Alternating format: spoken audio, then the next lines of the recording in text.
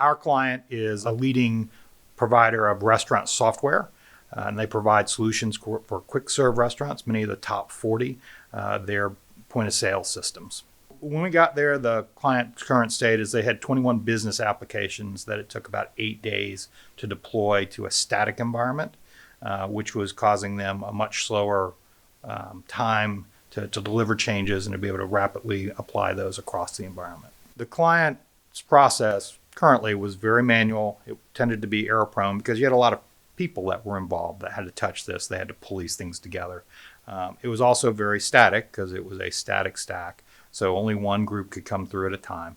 Only one, if you will, developer set or change set could be tested at a time. So that was challenging in that you needed speed and velocity, and that was a constraint to that velocity.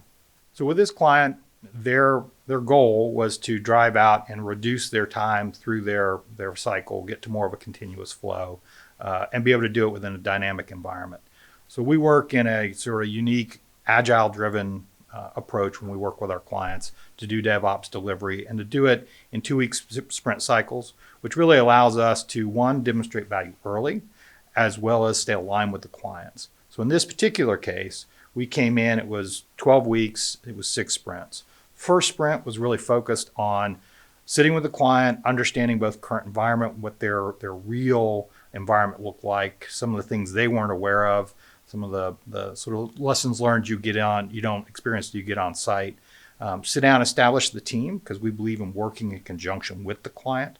So we needed to build those relationships and sort of establish who the stakeholders were, who were going to be the people involved on a daily basis, as well as do the sort of design and architecture. So lay out what components are we going to use, how are we going to hook those together to sort of bring this solution together, and then plan out the backlog because it is sprint driven. Sprint 2 was really around infrastructure, driving that out from a dynamic standpoint. So again, they were static stack when we went in. So that second sprint, which we were focused on build, was setting up all those environments, building all the infrastructure as code, all the infrastructure side of the equation on an AWS platform to allow that environment to go from a push button. So it would get a request, it'd be able to bring that environment up, structure. It was fairly complex. It was multi-VPC. It also included failover for back-end databases.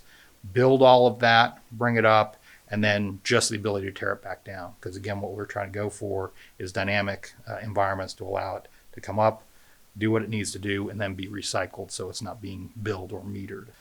Sprint 3 and 4 were really focused on the applications. They had 21 business applications that needed to integrate together, needed to be deployed together, needed to be, if you will, built into the environment together. So we worked with the application teams and with the infrastructure teams, with the client, to take those applications, get them in a state that they can now be brought up and consumed and put onto the AWS platform.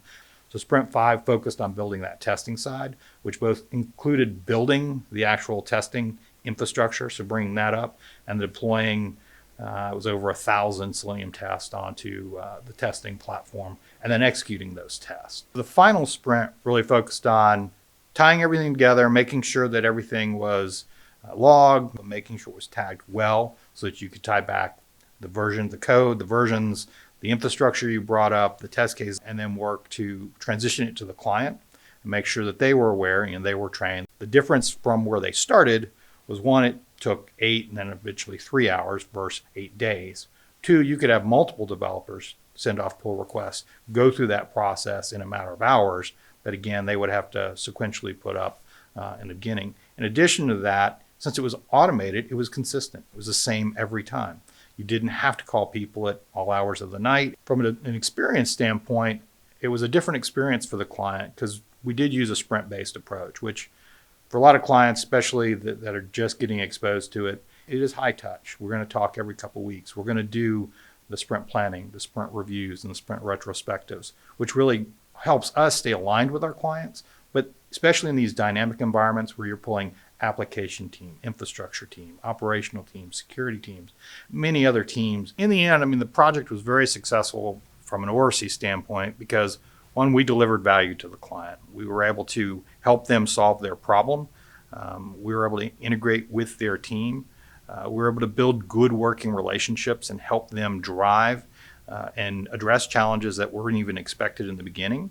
And in the end, we delivered a solution that made their world better and easier and faster and more dynamic.